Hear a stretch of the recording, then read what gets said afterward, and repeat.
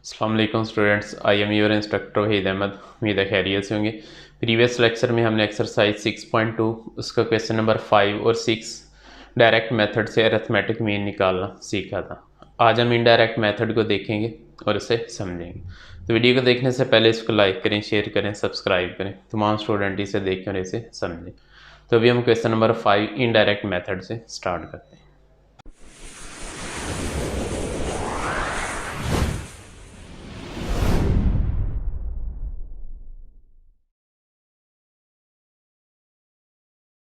जी, question number 5 है हमारे पास। इसको हमने इनडायरेक्ट मेथड से देखना, ज़रा देखेंगे। हमने अरिथमेटिक मीन निकालना है।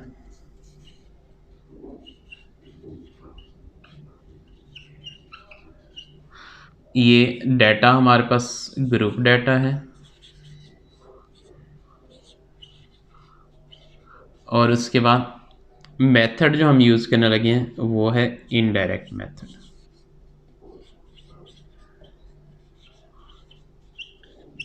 ये हमारे क्वेश्चन की डिटेल है। अब इसमें फार्मूला देखेंगे। इनडायरेक्ट मेथड का फार्मूला क्या है मीन निकालने का? वो होता है हमारे पास X bar is equal to A plus summation F D over summation F. अब इसमें देखिए ज़रा, ए वही वाली वैल्यू है जिसको हम बोलते थे कि ये प्रोविजनल है हमारे पास, यानी आप खुद से इसकी वैल्यू कोई भी अपने डाटा में से कंसीडर कर लेंगे। अभी हम इसको देखेंगे। और इसके बाद डी जो है, डी क्या है हमारे पास? डी होगा एक्स माइनस ए के इक्वल। और यहाँ ग्रुप डाटा के अंदर एक्स की जो वैल्यू होगी ये मिड पॉइंट को शो करेगा। ये एक्स जो है मिड पॉइंट को शो करे, यानी हमारे पास जो भी क्लास लिमिट वगैरह गिवन होगी, क्लास बाउंड्री, उसका मिड पॉइंट लेंगे। उसके बाद हम आगे फर्दर अपने क्वेश्चन को प्रोसीड करेंगे। फार्मूला हमने लिख लिया। अभी हम क्वेश्चन का डाटा लिखते हैं और उसमें जो रिक्वायरमेंट हमें यहाँ से यानी चाहिए वो हम अपने डाटा से लेते रहेंगे और फार्मूले में वैल्यू अप्लाई करेंगे। तो अभी हम इसका डाटा देखते हैं। क्वेश्चन नंबर 5 क्या है हमारे पास? इसमें डाटा जो गिवन है क्लासेस हैं। सबसे पहले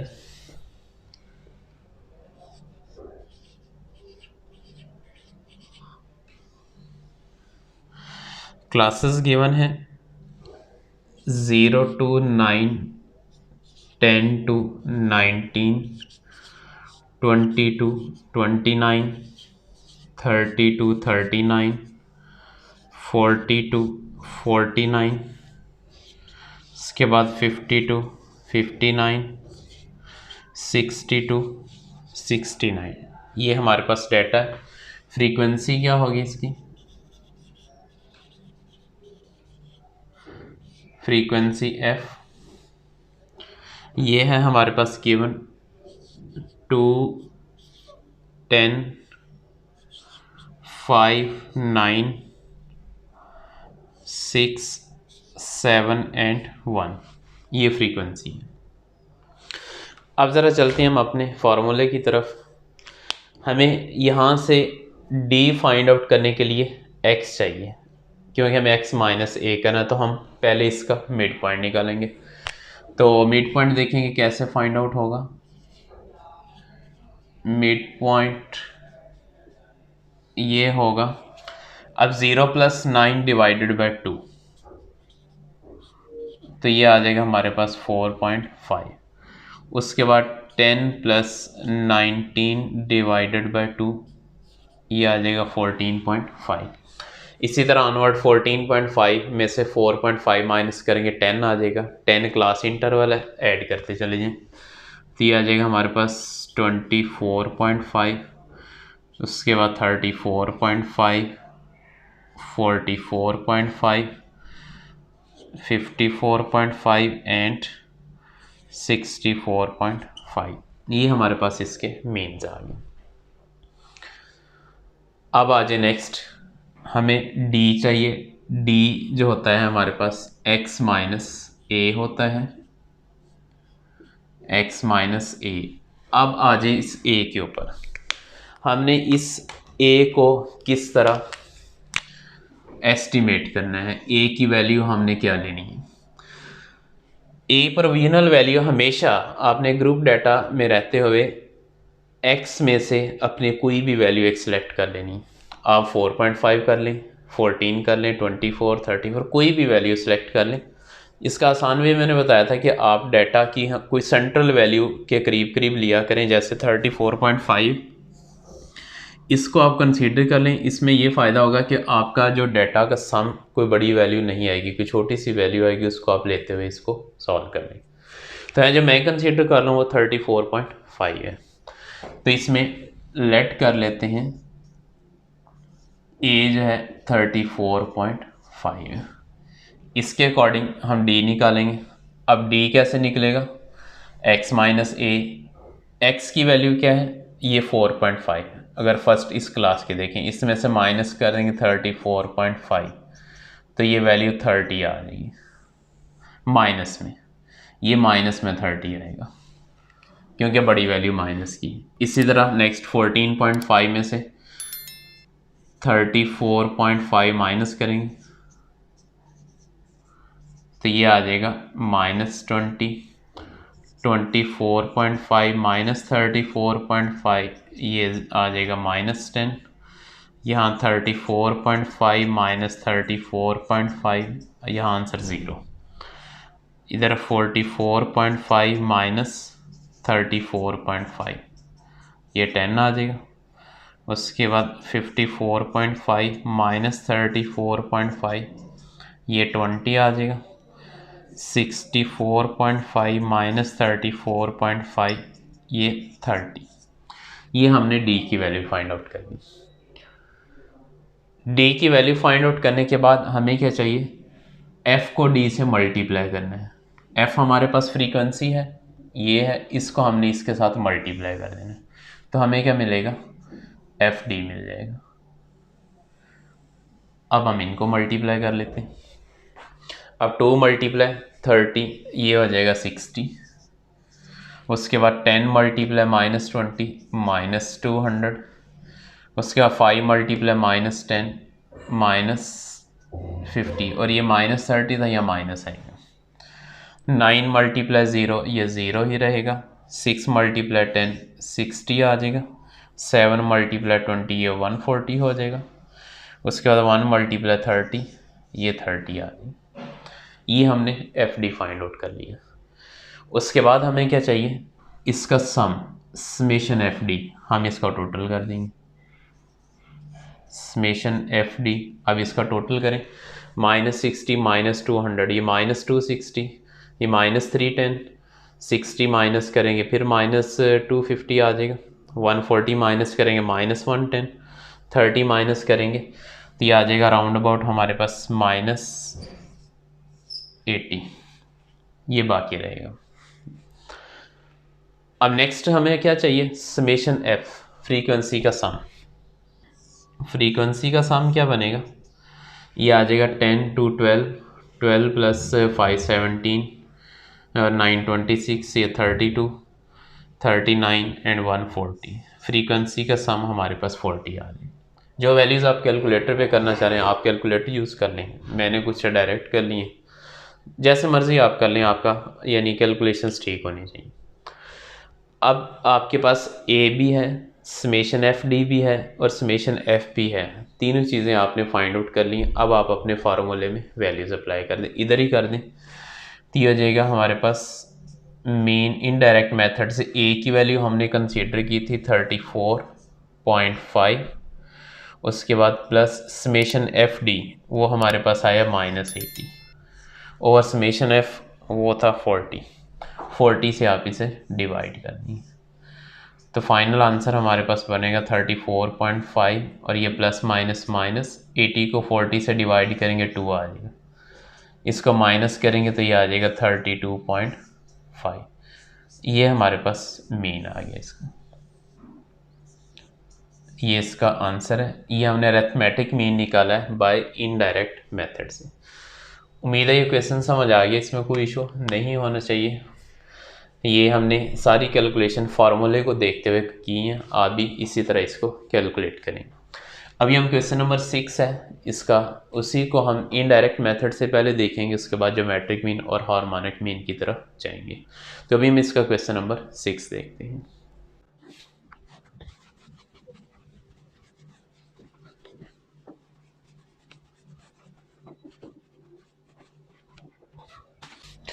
जी, क्वेश्चन नंबर 6 है, the following data relates to the ages of children in a school. Children जो है स्कूल के बच्चे हैं, उनकी उन एज दी हुई। Compute the mean age by direct and shortcut method taking any provisional mean. Provisional mean यानी ए की वैल्यू आप कोई से एस्टिमेट कर सकते हैं। हिंट में उसने दिया हुआ कि आप ए को 8 ले लें। देखते हैं हम इसको कि आगे इसका यानी क्या बनता है, उसके अकॉर्डिंग हम वैल्यू इसकी ले लेंगे। डाटा में गिवन है also compute geometric mean and harmonic mean. इसका ज्योमेट्रिक मीन भी बताना है और हार्मोनिक मीन भी बताना है। अभी हम इसको इस इनडायरेक्ट मेथड से सॉल्व करेंगे कि इसका अरिथमेटिक मीन क्या बनेगा। क्वेश्चन नंबर 6 है हमारे पास, ये है हमारे पास क्लास लिमिट, उसके बाद है फ्रीक्वेंसी।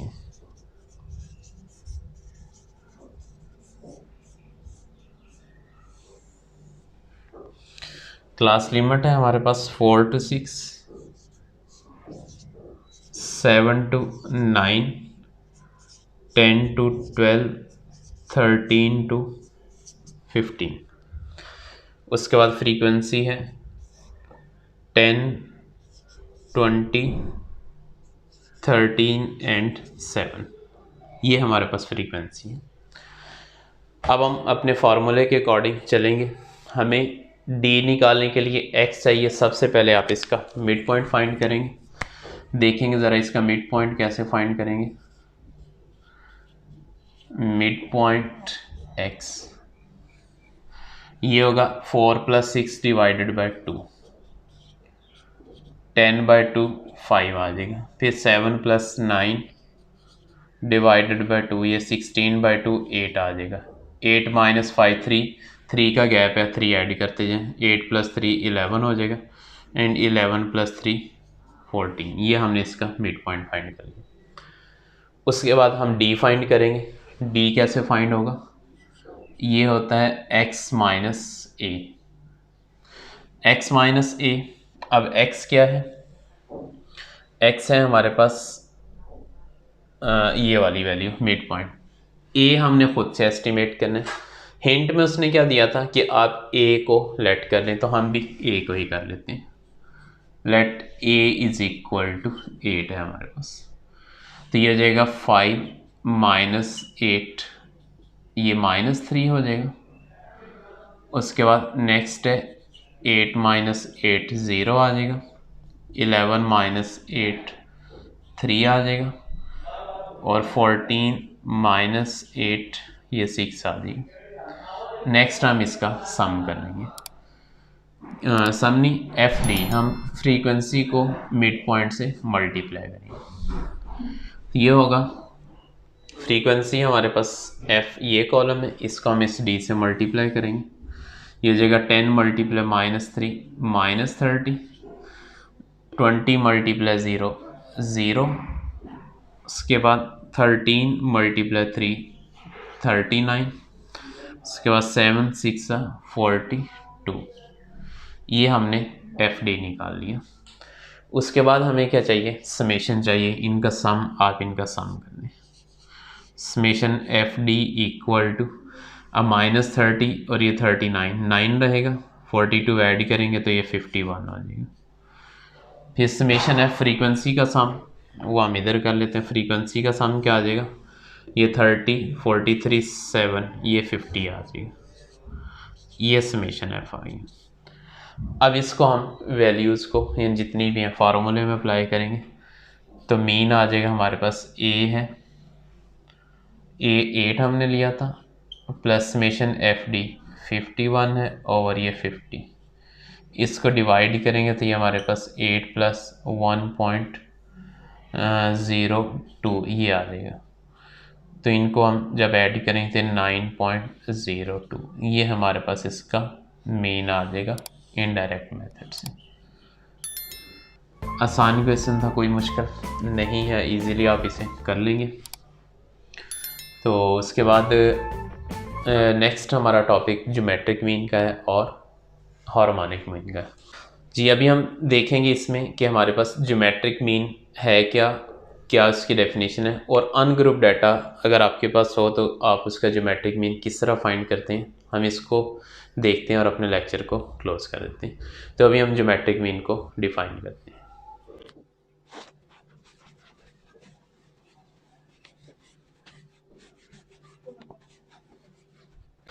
जी नेक्स्ट हेडिंग हमारे पास ज्योमेट्रिक मीन है।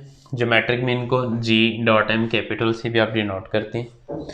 ये है geometric mean of a variable x, किसी भी वेरिएबल x का जो ज्योमेट्रिक मीन है is the nth positive root, वो nth पॉजिटिव रूट होगा of the product of the observation, जो ऑब्जर्वेशन आपको गिवन है उनका यानी प्रोडक्ट करके।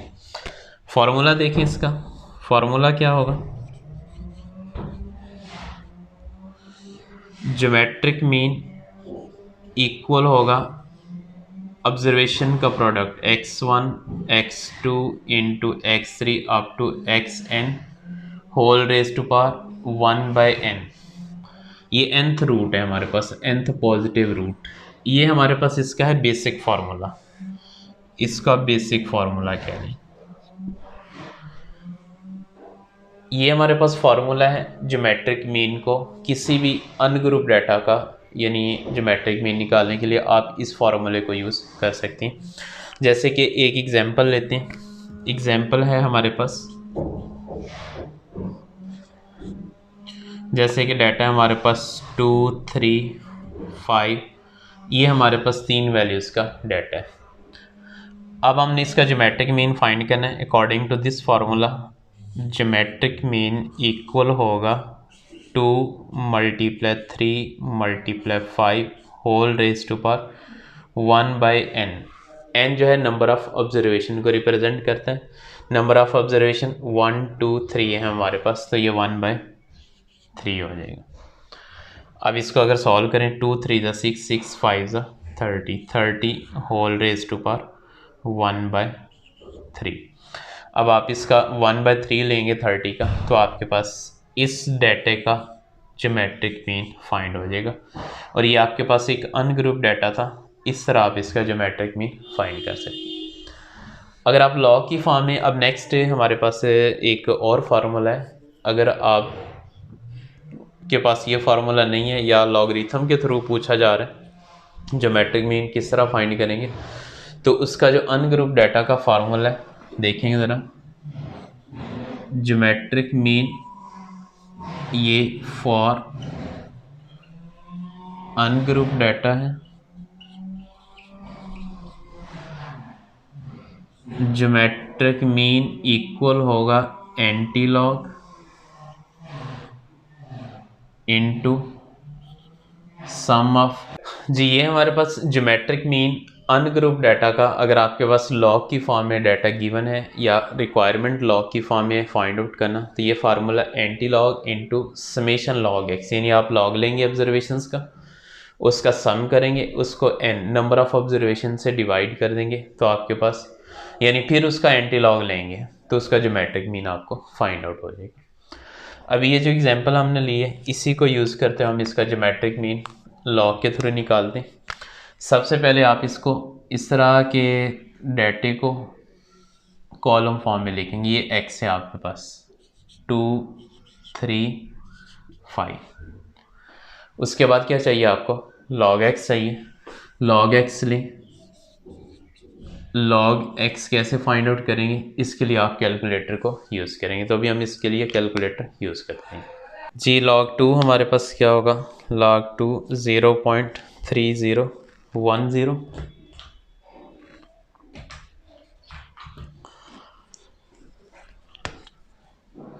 0.3010। उसके बाद log 3 है 0.4771। उसके बाद log 5 जो है ये है 0.6990। ये हमने इसके वैल्यूज़ फाइंड आउट कर लिए। फिर हमें क्या चाहिए, सम चाहिए, log x का सम, आप इसका सम कर दें। सम ऑफ log x इक्वल होगा, इनको ऐड करेंगे तो ये हमारे पास फाइनल इसका आंसर क्या बनेगा, 0.3010 प्लस 0.4771 प्लस 0.6990, तो ये बन जाएगा हमारे पास 1.4771। ये हमने log x का सम कर दिया।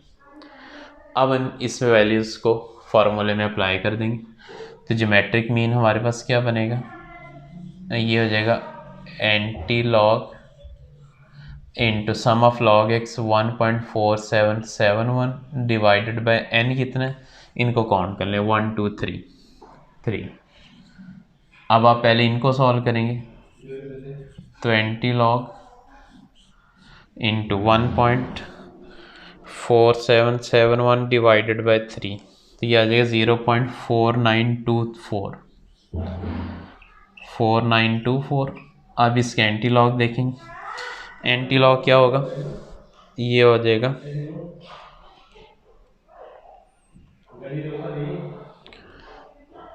Anti log 0.4924।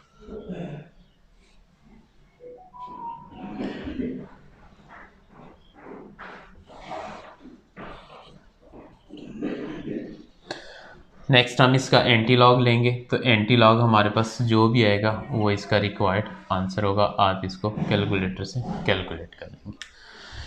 तो ये हो गया हमारे पास ज्योमेट्रिक मीन, हमने इसको डिफ़ाइन किया। इसके बेसिक फार्मूले से हमने कोई एक एग्जांपल हमने खुद से ली, इसको सॉल्व किया, क्योंकि एक्सरसाइज में हमारे पास अनग्रुप डाटा से ही इसका कोई क्वेश्चन नहीं है। हाँ, एग्जांपल में मौजूद है, आप एग्जांपल्स को देख के वहाँ से कर सकते हैं। तो ये हो गया हमारे पास इसका बेसिक फार्मूला से अनग्रुप डाटा को सॉल्व करने का मेथड। ये अगर लॉग की फॉर्म में अनग्रुप डाटा गिवन है तो उसको किस तरह सॉल्व करना है, ये वो मेथड हो गया। इसको देखें। नेक्स्ट हमारा जो टॉपिक होगा नेक्स्ट लेक्चर में हम इंशाल्लाह ग्रुप डाटा के थ्रू ज्योमेट्रिक मीन फाइंड करेंगे, उसका फार्मूला देखेंगे और आगे हार्मोनिक मीन देखेंगे। इस वीडियो को देखें, समझें, कोई इशू होगा तो हम इसे डिस्कस करें। इस वीडियो को लाइक करें, शेयर करें, सब्सक्राइब करें, तमाम स्टूडेंट इसे देख कर इसे समझें। तो इंशाल्लाह मिलते हैं नेक्स्ट लेक्चर में। अल्लाह हाफ़िज़।